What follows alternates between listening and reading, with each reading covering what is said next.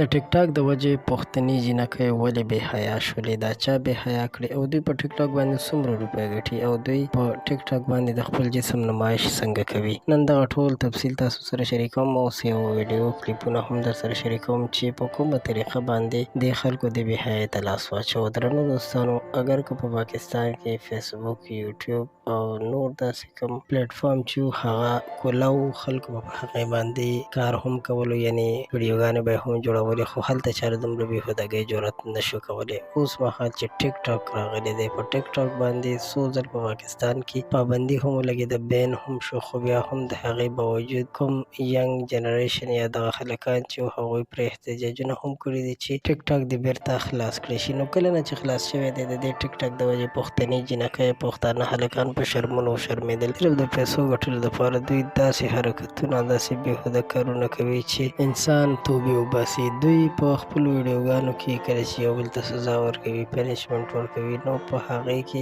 دوی هر قسم بېحیایي کوي، خپل کمیس هم پکې ښکاره کوي، خېټه پکې ښکاره کوي، یا دوی داسې خبرې کوي چې د خلکو شهوت راوپاروي. نو په دې باندې په پېښور کې هم یو چا په های کورټ کې کیس هم کړی دی چې دغه یو څو کسان چې په هغې کې په دې ټیک ټاک باندې اگر که دوی پیسې ګټي، خو د دې پیسو په بدل کې دوی ځوان نسل ته، نوي کول ته داسې بېحیایي، داسې بېشرمي ور زده کوي چې د هغوی نه بیا د خیر تمه کول ډېره زیاته لرې خبره ده. د دې ویډیو د شریکولو مقصد مې دغه دی چې یو میسج تاسو ټولو ته در ورسي چې تاسو هم د دې په خلاف باندې اواز اوچت کړئ. سنجیده کسان په هر ځای کې وي، تاسو هم